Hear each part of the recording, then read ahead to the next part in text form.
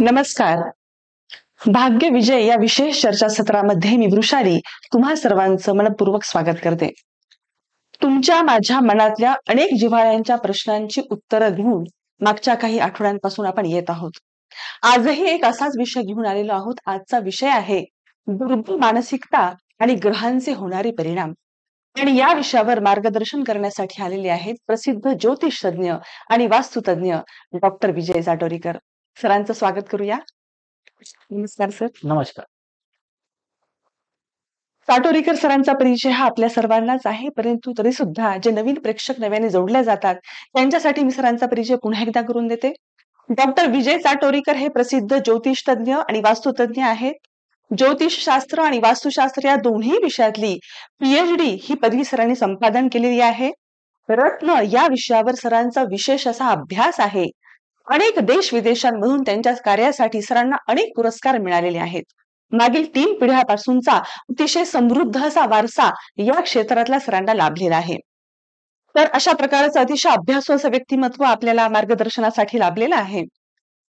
Sir, आजचा जो विषय आहे दुर्बल मानसिकता आणि ग्रहांचे होणारे परिणाम.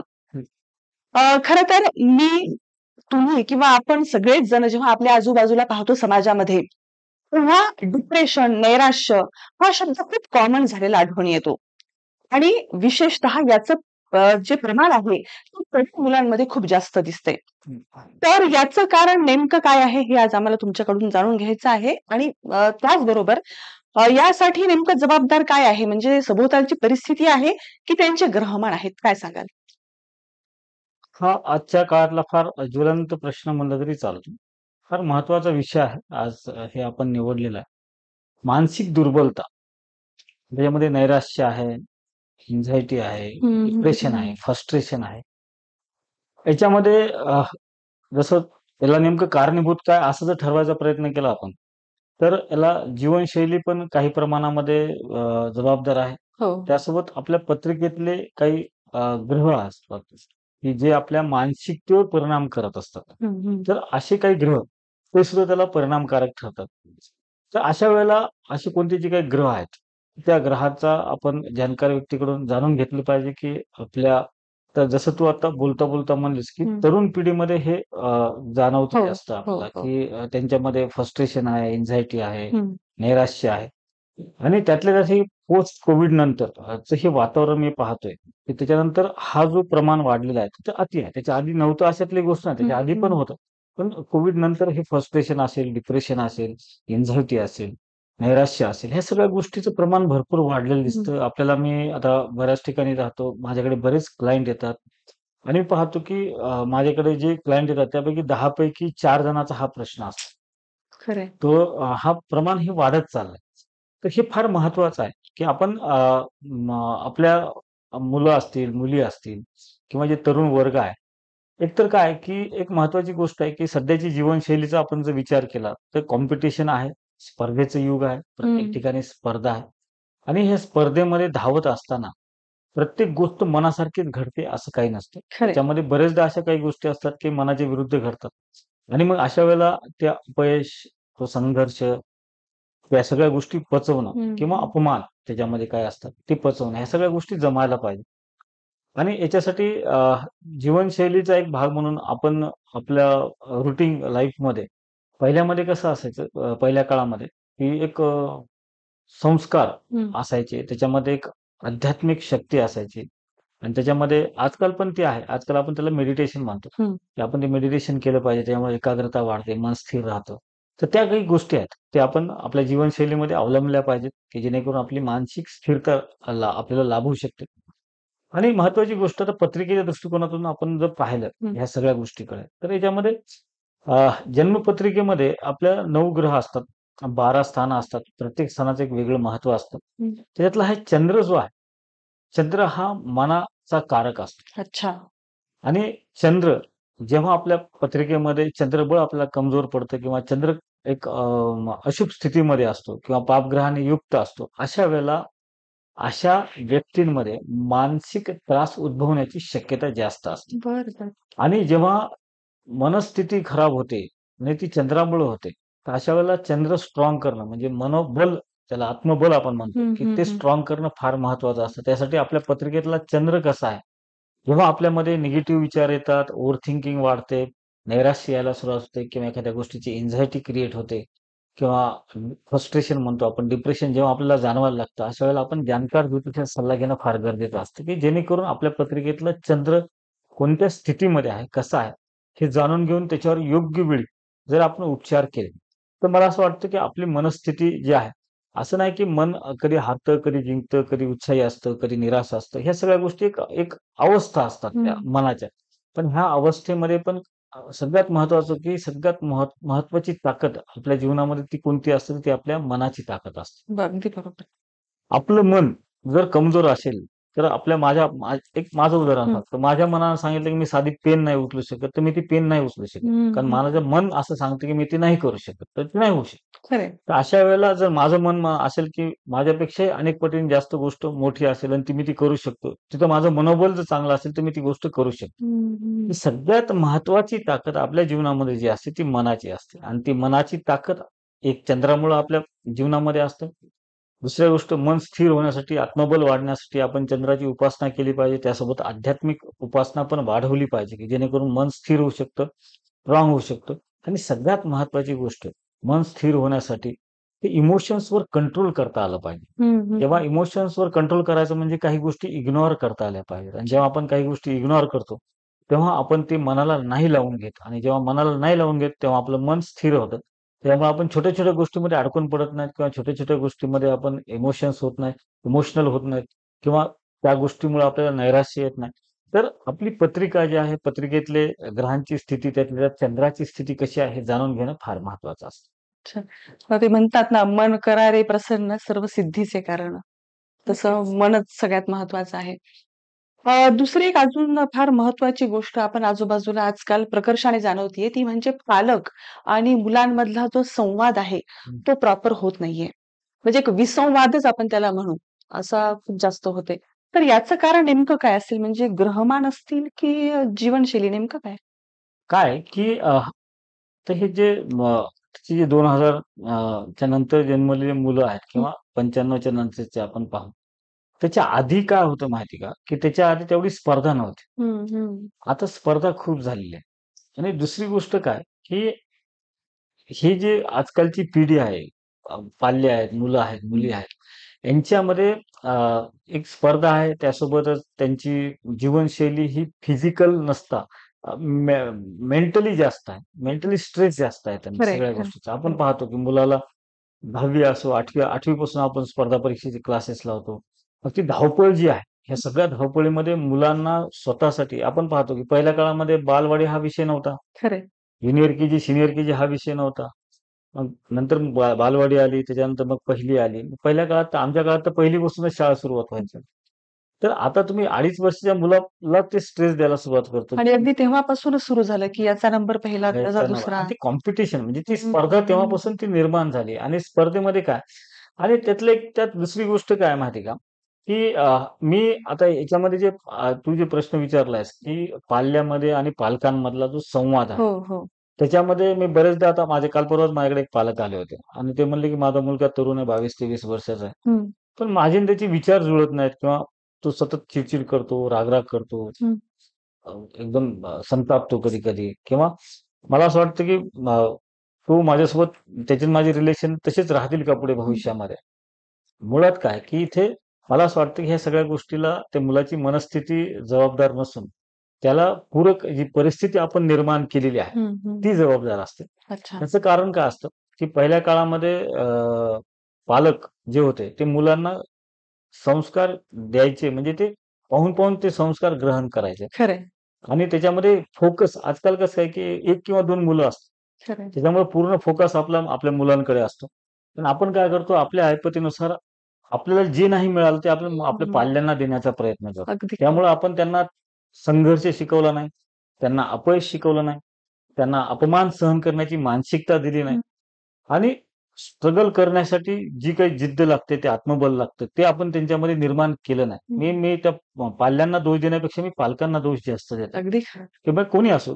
दुसरं कोणी असो किंवा मी पण स्वतः असेल, खरंय. की मला असं वाटतं की माझ्यापेक्षाही चांगलं माझ्या मुलांना मिळालं पाहिजे आणि मी ते देण्याचा प्रयत्न केलेला आहे. ऐपतीनुसार चांगल्या-चांगल्या शाळेत त्यांना ॲडमिशन देण्याचा प्रयत्न केला. ऐपतीनुसार चांगले क्लासेस लावण्याचा प्रयत्न केलाय. त्यांना सायकल मागितली तर मी स्कूटी दिली. म्हणजे हे प्रत्येक पालकांचं आहे, हो. की आपल्या ऐपतीनुसार ते मुलांच्या गरजा पुरवायला सुरुवात करतात. पण जेव्हा ते मुलं खरंच स्पर्धेमध्ये येतात ना, तेव्हा तुमची ऐपत काय आहे, तुमची परिस्थिती कशी आहे, त्याच्यापेक्षा जास्त त्या मुलाचा संघर्ष त्याला फार महत्त्वाचा असतो. त्याचं टॅलेंट, पोटेन्शियल आणि स्पर्धा असते. तिथे त्याला काहीतरी करून दाखवायचं असतं आणि जेव्हा त्याच्या अपेक्षेनुसार तिथे त्याला रिझल्ट मिळत नाही, मग तिथे तो फ्रस्ट्रेट होतो, डिप्रेस होतो आणि मग तो आई-वडिलांवर ब्लेम करायला लागतो हं. आणि आई-वडिलाला वाटतं, की आपण ह्याच्यासाठी एवढं केलं तरी तो ऐकत नाही आणि सुरुवातीला महत्त्वाची गोष्ट काय असते, की ते संवादामधला मेन प्रॉब्लेम हा एक तर पिढीचं अंतर आहे. हं. पहिल्या पिढीनं जे पाहिलं नाही, ते ह्या पिढीला जन्मताच हातात आहे. हं.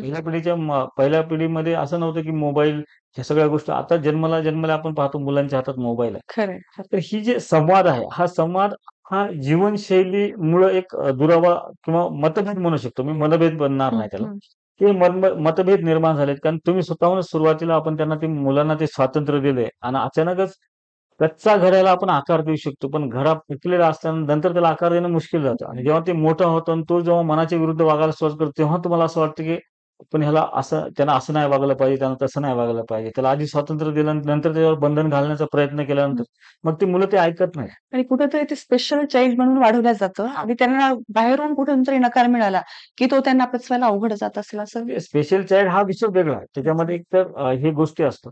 पण जनरल मुलांचं पण मी एक सांगतो, की हं. त्यांच्यामध्ये जी चिड निर्माण होत असते, हं. त्या काही संवादामध्ये दोघांमध्ये विचारांची अतिरेक निर्माण होतो, हं. राग निर्माण होतो. तर त्याचं कारण काय असतं, की मुलांना आधी तुम्ही स्वातंत्र्य देता आणि नंतर त्यांना म्हणता, की असं नाही, असं वागलं पाहिजे, तसं नाही, तसं वागलं हं. पाहिजे. ते सुरुवातीपासूनच ते संस्कार कारण तुम्ही जर ते संस्कार टिकवले नाहीत पालकांनी, तर ते मुलांमध्ये येणार नाही. खरंय. आणि हे मधल्या पिढीचं तेच दोष आहे, की ते पालकांचा दोष आहे, की त्यांनी ते आपल्या घरामध्ये ते स्वतः आचरण त्यांचं, त्यांचे वागणं, बोलणं सगळं घरातलं ते बदललेलं आहे. हं. तेच पाहून ती मुलं सुद्धा ते करतायत आणि आजकाल कसं आहे, की मुलं हे एकलकोंडे झालेले आहेत, खरंय. की त्यांना पहिल्या काळामध्ये कसं असतं 2-2, 4-4, 5-5 बहीण-भाऊ असायचे. हं. ते एकत्र कुटुंब पद्धती असायची. आत्याची मुलं, मामाची मुलं हे सगळे एकत्र खेळायचे, सुट्ट्यामध्ये यायचे, हं. जायचे. आता तसं काही राहिलं नाही. तुमची एक मर्यादित जीवनशैली निर्माण झालेली आहे. मर्यादित कुटुंब आहे.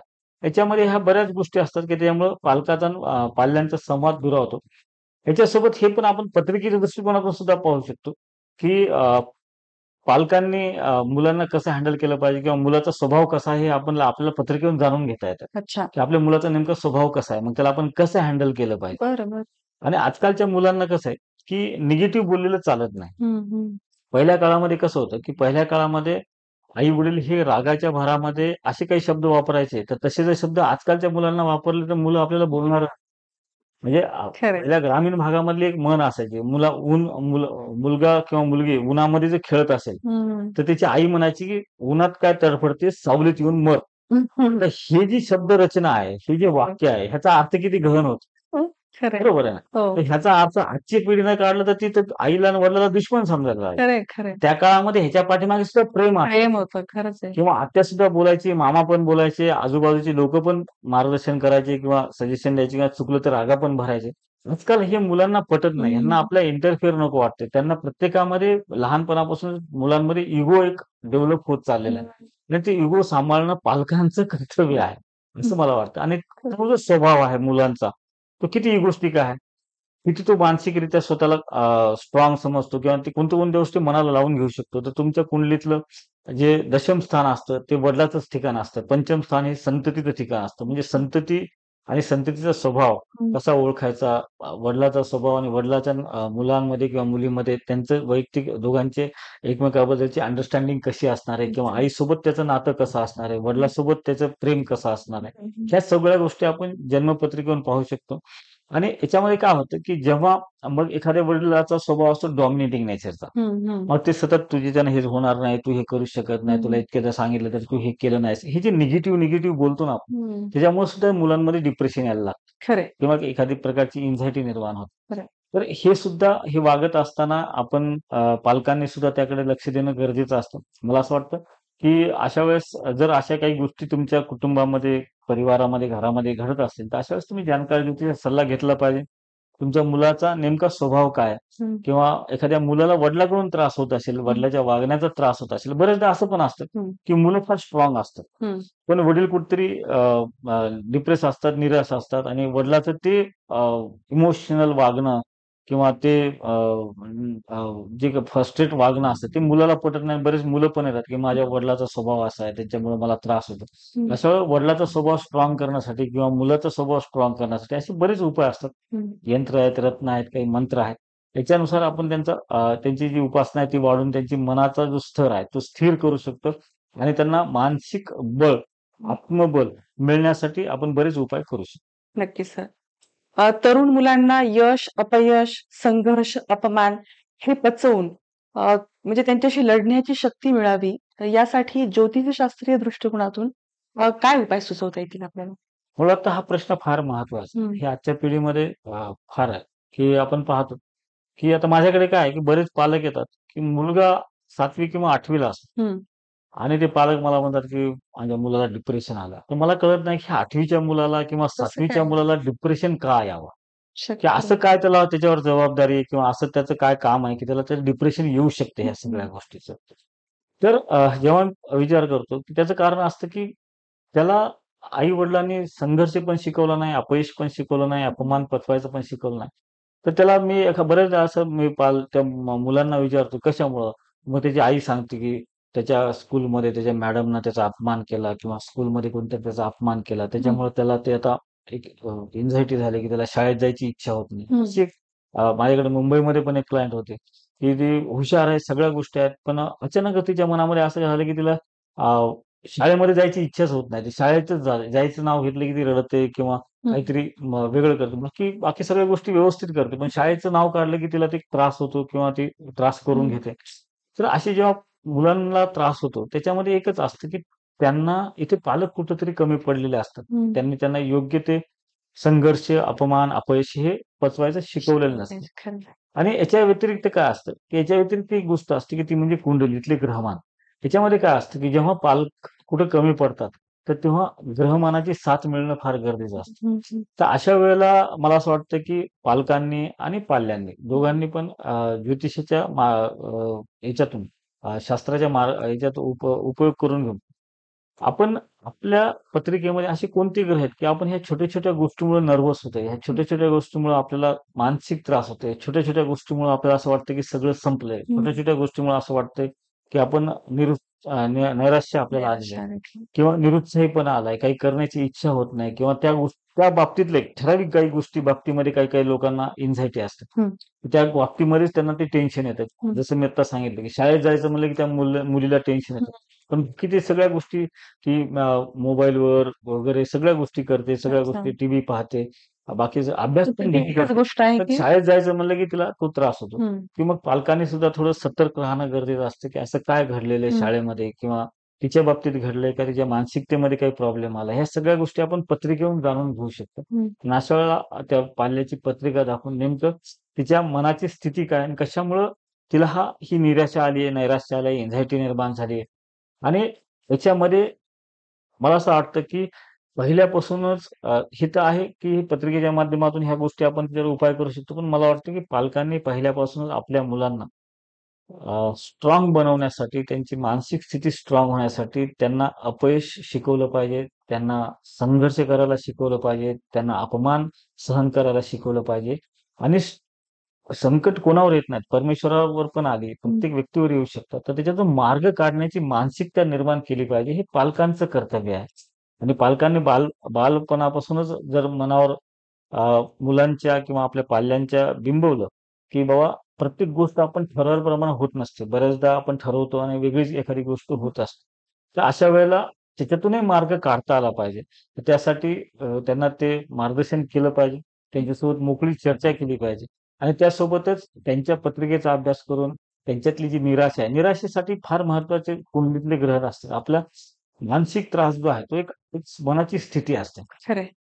आणि आपल्या पत्रिकेमध्ये षष्टम स्थान जे असते ते आरोग्याचं स्थान असतं. त्याच्यामध्ये शनी, चंद्र ज्याला विषयोग म्हणतो आपण. हं, हं. विषयोग जेव्हा आपल्या षष्टम स्थानामध्ये येतो, तेव्हा अशा लोकांमध्ये नैराश्याचं, डिप्रेशनचं योग येण्याची शक्यता जास्त असते.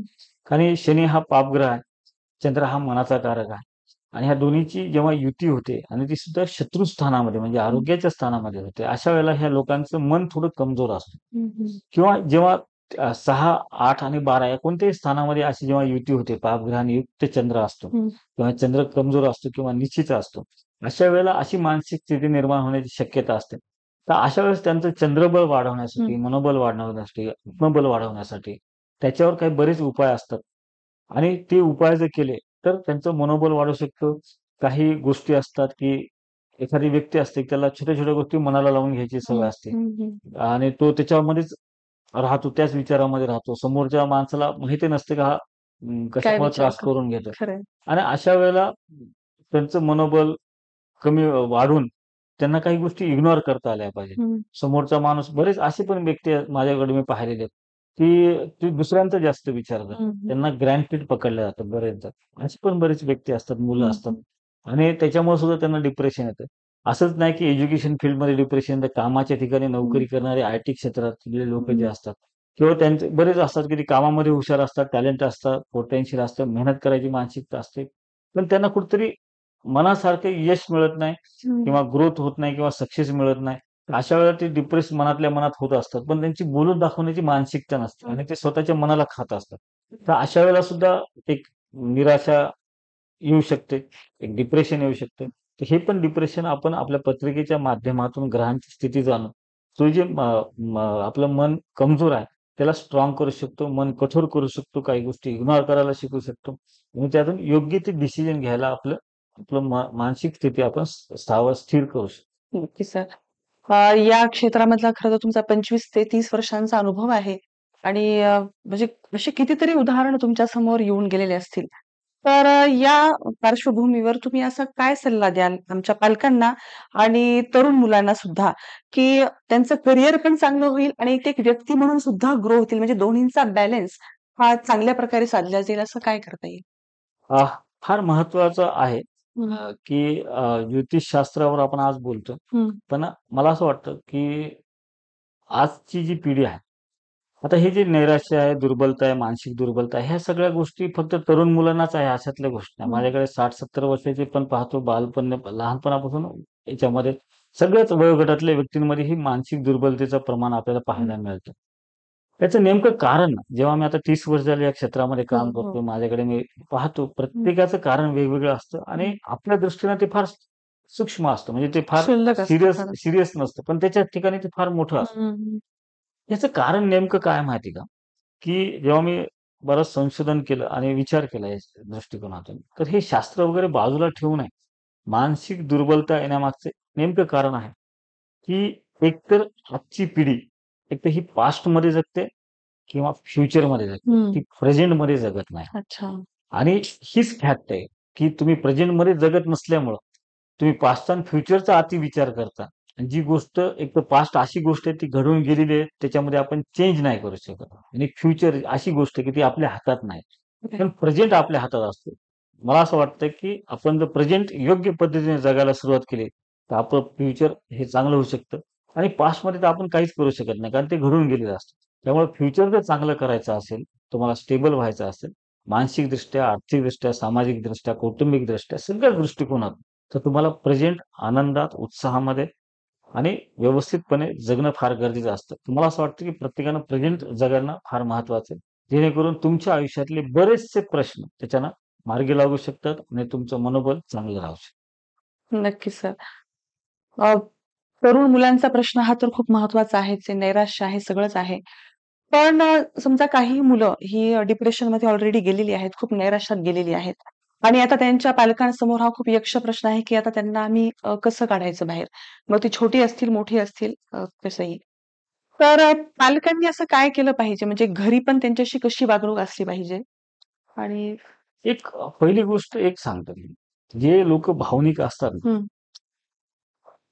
जे आता तू सांगितलंस, की बरेच मुलं जे ऑलरेडी डिप्रेशनमध्ये गेले. आपण आता पाहतो, की शिझोफ्रेनिया नावाचं आता मी त्याचे बरेच त्याचे जे पेशंट आहेत ते बरेच माझ्याकडे येतात. तरुण मुलांमध्ये पण खूप आहे तो प्रमाण शिझोफ्रेनियाचा. ते काय करतात, की त्यांच्याकडे जर आपण सहज त्यांना भेटलो तिराहीत म्हणून, तर हं. ते आपल्याला जाणवणार पण नाही, की त्यांना काही मानसिक त्रास आहे. ते इतके अच्छा. व्यवस्थित आपल्यासोबत वागतात, बोलतात, बरं. सगळ्या गोष्टी असतात. हं. पण त्यांचा एक स्वभाव बनला असतो ब्लेमिंग करण्याचा, हं. की त्यांची जास्त काळजी घेणारे जे लोकं असतात, त्यांच्यावर ते ब्लेम करत राहतात. हं. मग ते आई-वडील असतील किंवा आपण पती-पत्नीमध्ये पण असे बरेच असतं, की मी कौटुंबिक जीवनामध्ये, वैवाहिक जीवनामध्ये हं. पण असे बरेच प्रॉब्लेम असतात, की त्याच्या पत्नीला शिझोफ्रेनियाचा आजार आहे किंवा हं. पतीला शिझोफ्रेनियाचा आजार असतो. याच्यामध्ये ही शिझोफ्रेनिया आजार म्हणण्यापेक्षा मला असं वाटतं, की ती एक मनाची स्थिती आहे, अच्छा. की एक ग्रह निर्माण झालेला असतंय, की ह्याच्यामुळं आपलं वाईट झालंय, त्याच्यामुळं आपलं वाईट हं. झालंय आणि ते कसं असतं, की ती असतंय. तो एक आजार आहे, मी मान्य करतो, पण तो हं. एक काही प्रमाणामध्ये असतो. हं, हं, हं. तर काय होतं, की आजकाल काय, की असे जेव्हा मुलं मध्ये प्रॉब्लेम सुरू होतात, तेव्हा पालकांचं काय चुकतं माहिती आहे का, की मला वाटतं, की आजार आहे म्हणून त्याच्यावर ट्रीटमेंट घेणं एक प्राथमिकरित्या फार साहजिक आहे. महत्त्वाची हो, गोष्ट आहे. हो. पण ते आजार बळावणार नाही याची पण काळजी तुम्ही घेतली पाहिजे हं, पालकांनी. काय हं, होतं, की बरेचदा मग सुरुवातीला त्याला तो त्रास आहे किंवा तिला तो त्रास आहे हं. म्हणून जास्त लक्ष देण्यात येतं. हं, हं, आणि हं. मग ते त्याच आजाराचा भाऊ करून ती मुलं आई-वडिलांना, पालकांना मानसिक त्रास किंवा त्याच्यामुळे त्याच्या वागण्या बोलण्यातून तो त्रास द्यायला सुरुवात होते. हं. आणि ते त्याच्यातून बाहेर पडायची मानसिकताच नसते. तर त्यावेळेला त्यांना प्रॅक्टिकल काही गोष्टी जाणीव करून देणं, अच्छा. मला वाटतं फार महत्वाचं असतं, की कुठं-कुठं, कधी-कधी कठोर होणं फार गरजेचं असतं पालकांनी सुद्धा, की जेणेकरून तुम्ही कठोर झाल्याशिवाय तुम्ही जर प्रत्येक गोष्ट त्यांच्या मनासारखं वागू लागला, तर तुम्हाला ते ब्लॅकमेल करतात. मी हं, बघितले बऱ्याच ठिकाणी असं, की एक माझ्याकडे पाहिलेला मी एम-बी-बी-एसला लागलेला मुलगा हं, आणि तो अचानकच त्याला असा काही प्रॉब्लेम सुरू झाला. हं, त्याचं आई-वडिलांनी काही गोष्ट ऐकली नाही, त्यांची परिस्थिती नव्हती म्हणून ते त्या कॉलेजला ॲडमिशन घेऊ शकले नाही. आर्थिकदृष्ट्या ते कमकुवत होते. हं. पण त्याच्या डोक्यात ते बसलं, की आपल्या आई-वडिलांनी आपल्यासाठी मदत केली नाही. ओके. हां. तो त्याच्यामुळे तो एकदम त्या स्ट्रेसमध्ये गेला हं, आणि तो एकदम त्याला तो आणि तो सतत येता-जाता आई-वडिलांवर ब्लेम करायचा हं, आणि त्यातून वेगवेगळे मग अ, काही ना काही रोज एक नवीन फंडा हं, असायचा त्याचा हं, आणि त्याच्यामुळे त्रास होत यायचा. आणि त्याच्यातून बाहेर पडण्यासाठी जेव्हा ते माझ्याकडे आले होते, तर त्याचं मन कठोर करण्यासाठी मी त्यांना एक सांगितलं, की तुम्ही त्याला नॉर्मल समजायला सुरुवात करा. हं, व्यवस्थित त्यासोबत चर्चा करा. ज्या पद्धतीनं तुम्ही नॉर्मल मुलाशी वागता, मुलीशी वागता, तसंच त्या मुला किंवा मुलीशी तुम्ही वागा. की जेणेकरून आहे त्रास आपल्याला मान्य आहे, पण तो आहे थोडा, पण तो करतो जास्त. हं, अशा हं, वेळेला अशा गोष्टी सुद्धा काही इग्नोर करणं फार गरजेचं असतं. थोडं प्रॅक्टिकल त्यासोबत कठोर वागणं पण गरजेचं असतं, हं, की जेणेकरून लवकरात लवकर तो सुस्थितीमध्ये येऊ शकतो. आणि त्याची मनाची स्थिती चांगली होण्यासाठी, त्याचं मनोबल वाढण्यासाठी आपण गुरूची उपासना करू शकतो. मंगळाची उपासना, हं, शनीची उपासना आहे, सूर्याची उपासना आहे, अनेक ग्रहांची उपासना आहे. हं, त्यांच्या पत्रिकेतल्या ग्रहांची स्थिती पाहून आपण ते त्यांना देऊ शकतो. पण मला असं वाटतं, की जेव्हा असे मुलं तुमचे त्या याच्यामध्ये ऑलरेडी गेलेत, त्यातून बाहेर काढण्यासाठी आई-वडिलांनी सुद्धा थोडं कठोर होणं गरजेचं असतं. हं. त्याच्यामध्ये वाहवत न जाता. बरेचदा कसं आहे, की बऱ्याच जणाला तो आजार बाळगण्याची किंवा वाढवण्याची मानसिकता बनलेली असते आणि म्हणजे आपण त्याच्यामध्ये कमजोर आहोत. हं. भावना मुलांना सहन होत नसावी कदाचित. कमजोर सहन न होण्याची मानसिकता नसते. हं, मानसिकता कसं असते, हं, की आता मला कळालं, की मी असं नाटक केल्यावर किंवा मी असं वागल्यानंतर ही समोरची घाबरतात. हं, जेव्हा हं, एक तर आजची पिढी फार हुशार आहे हं, आणि ती डोक्यानं काम करते हं, आणि प्रचंड डिप्लोमॅटिक आहे. तर त्यासाठी आपल्याला सुद्धा त्यांच्यासोबत तेवढं डिप्लोमॅटिक होणं गरजेचं असतं. मी असं म्हणत नाही, की प्रत्येक जणामध्ये असतं. बऱ्याच याच्यामध्ये हे मी पाहिलेलं आहे, हं. की ते आई-वडिलांच्या स्वभावाचा कारण आजकाल काय, की 1 किंवा 2च मुलं असतात. खरंय. त्याच्यामुळं सगळं विश्व तेच असतं. त्यामुळे त्याच्या बाबतीमध्ये जास्तच पजेसिव्ह असतात हं. आणि त्यामुळे त्यांच्या त्या पजेसिव्हपणाच्या इमोशन्सचा ते गैरफायदा घेत असतात. घेतल्याचा तर अशा वेळेला ते गैरफायदा घेऊ नये, यासाठी दोघांची पत्रिका म्हणजे पालकांची आणि त्या मुलांची याच्यात तुम्हाला काय बदल करता येतो, कोणत्या ग्रहाची स्थिती स्ट्रॉंग केली म्हणजे ते मुलाचा मन हं, कठोर होईल, त्याच्यातून तो बाहेर निघेल आणि आई-वडिलांनी पण ते स्ट्रॉंग होण्यासाठी काय हं. केलं पाहिजे, हे पण आपण पत्रिकेवरून जाणून घेऊ शकतो आणि त्याच्यावर आपण उपाय करू शकतो. अच्छा. अशी कुठली आध्यात्मिक उपासना आहे, जी मुलांना करण्यासाठी की ती उपासना केल्यानंतर मुलांचं मनोबल चांगलं वाढू शकेल?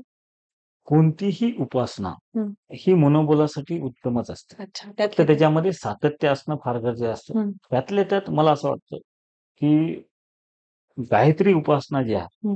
ती मनोबलासाठी फार उत्तम आहे. बरं, गायत्री ही शक्तीची देवता आहे. बरं.